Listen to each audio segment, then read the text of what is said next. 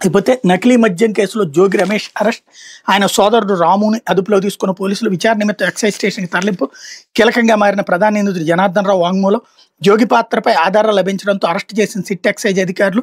వైకాపా నేత మాజీ మంత్రి జోగి రమేష్ ఆయన సోదరుడు రాము నకిలీ మద్యం కేసులో పోలీసులు అరెస్ట్ చేశారు. రమేష్ని ఎన్టీఆర్ జిల్లా ఇబ్రహీంపట్నంలో ఆయన నివాసంలో ఆదివారం తెల్లవారుజామున అదుపులో తీసుకున్నారు. వేకువజామున 4:20 గంటలకు సిట్ పోలీస్ ఎక్సైజ్ సిబ్బందితో కూడిన ప్రత్యేక బృందాలు ఇబ్రహీంపట్నం వెళ్ళాయి. ఒక బృందం జోగి రమేష్ ఇంటికి వెళ్ళింది. నకిలీ మద్యం కేసులో రమేష్ను అదుపులో తీసుకున్నట్టు పోలీసులు చెప్పారు. ఈ సందర్భంలో రమేష్ కుటుంబ సభ్యులు పోలీసుల మధ్య కొద్దిసేపు వాగ్వాదం జరిగినట్టు తెలిసింది. జోగి ఇంటిని తనిఖీ చేసేందుకు జారీ అయిన వారెంట్ ఇచ్చి దానిపై ఆయన సంతకం తీసుకున్నారు. అనంతరం 8 గంటలు దాటాక అదుపులోకి తీసుకుని విజయవాడ గురునానక్ కాలనీలోని తూర్పు ఎక్సైజ్ స్టేషన్కి తరలించారు. మరో బృందం జోగి రమేష్ పిఏ ఆరేపల్లి రాము ఇంటికి వెళ్ళింది. ఆయన వెంట పెట్టుకుని జోగి రమేష్ సోదరుడు రాము ఇంటికి తీసుకెళ్ళింది.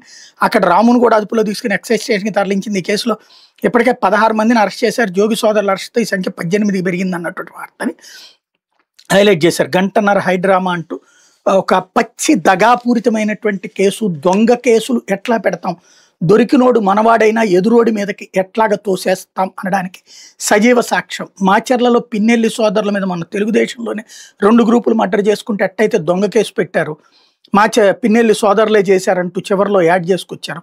ఇప్పుడు ఇదే తప్పుడు కేసుల సంప్రదాయం తప్పుడుగా తెర మీదకి తీసుకొచ్చి పోలీసు యంత్రాంగం తమ విధి నిర్వహణలో విఫలమవుతోంది, లేదా రాజకీయ కార్యకర్తలుగా పోలీసులు మారిపోతున్నారు.